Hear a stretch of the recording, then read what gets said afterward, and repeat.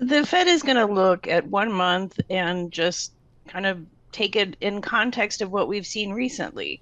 Yeah, this month, these are not great numbers. It's a disappointment. I certainly looked at that unemployment rate. And yet we have seen solid gains. This does not change Yep. the story. And honestly, at the Fed and a lot of places, all eyes are still on the CPI and the inflation prints. So we still have an economy that's really moving and a labor market that's still working well, although not in the way that we've Right. seen last year where it was still just going really strong. I know they're going to be day dependent, but I know that everybody listening across the nation and watching on YouTube wants to know from Claudia Sahm the recession metric. Now, you haven't had time to go out state by state and readjust your claim rule, but we've had a number of people this morning suggesting part of America is in recession. Is that true? No, that's not true.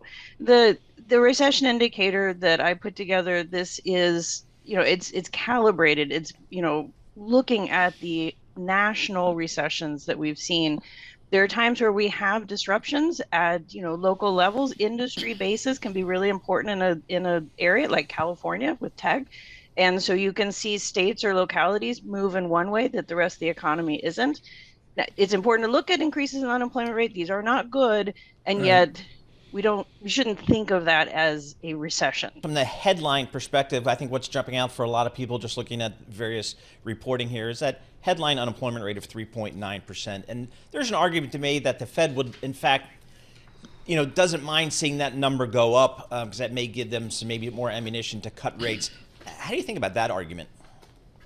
Well, first, it's not a flashing red number. The recession indicator, the Sahm rule, takes the 3-month average. I mean, this is, conceptually, we should do this on any data release.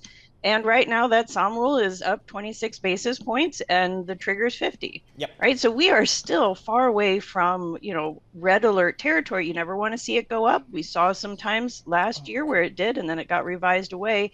So this is not good news, but this is not just, hair on fire kind of news. And it shouldn't change anything the Fed is thinking today. One of the things Because that's just how they look at the data. See, Right. let me translate that for you out on YouTube live chat. Dr. Sahm just said Tom Keene was wrong. Okay, Just continue. relax. Hey, how about these revisions here to the prior month? I mean, it's almost a 40% revision downward in that headline change in non-farm payrolls. Did their spreadsheets just not work last month?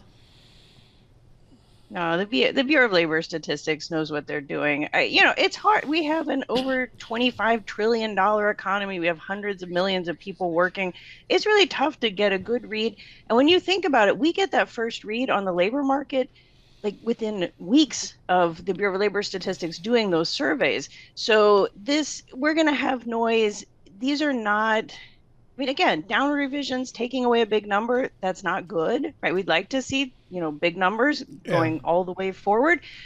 And yet it's not surprising. Measurement has been very hard Right. throughout this whole cycle. And frankly, we get revisions like this. This is not unusual. On a decile basis, or I'll let you go, you can divide by fifths or tenths. A decile, folks, is 10% of the people out there, is the way I'm using this here.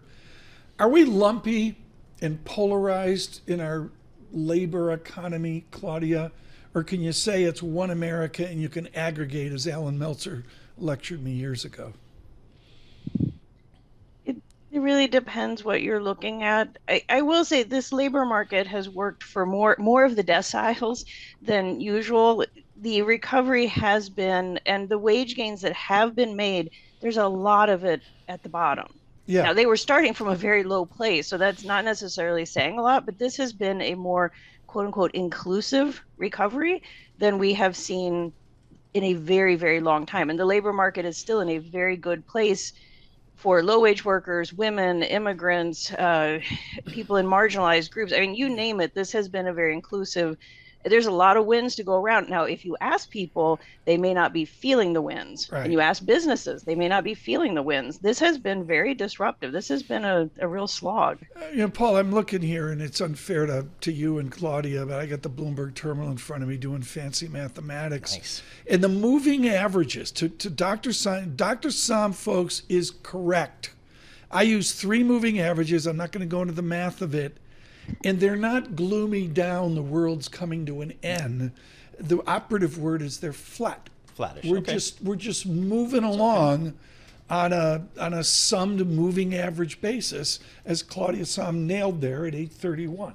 Claudia, we also saw the labor force participation rate kind of come in at 62.5%, kind of steady. Give us context for that number. That number is so important. Like, that's the piece of coming out of the big disruptions. I mean, you think 4 years ago, we had millions of people leaving the labor market because of the pandemic, because of care responsibilities. I mean, that was so disruptive. And we have not, on the population as a whole, gotten back to where we were 4 years ago. And yet we've made a lot of progress. Prime age people in their prime working years, they're back. We've made a lot of really turning the corner. Last year on the recovery was coming from more workers. We solved a labor shortage with more labor and not fewer customers. The Fed can only do the second one, and we got workers back. So that's one that's really important, and we have to keep building on those gains, and we absolutely have to keep them. So steady as she goes there. That's very important, and the Fed is very much watching that number. We got the luxury here. We can do this out of Michigan with Claudia Sahm. It's International Women's Day. Some people talk, others do. And Claudia Sahm is one of those that has not talked but done. And also someone named Betsy Stevenson as well at Michigan. Claudia, review the boom that we saw in women's employment, I'll say 30 years ago, and the changes now and how that folds into Paul's good question on labor participation. What's the women dynamic that we've seen pre-pandemic into this awful pandemic and now out of it? We saw gains for women before the pandemic. I mean, remember, that was a really good expansion. We were in a good place, and COVID took a lot away from us. And what we've seen as we've come into this recovery, particularly the past few years, we're back on track. Right. And we are at a point last year, women's employment, women in their prime working years hit all-time highs. Right. This has been a generations long progress to give women the opportunity, those who want to work. And we're seeing it. And it's really important. There were some thin silver linings that came out of COVID. It's very clear from research that the work from home technology has helped open up flexibility for women to be working. We have an economy with we're getting more and more part-time jobs. People with caregiving responsibilities often need flexibility. They're getting it. Wages, I mean, you name it. We're making progress. It's been slow, right? This shouldn't be a 2023 story, but we are making progress, and that's a real testament to an economy that is working.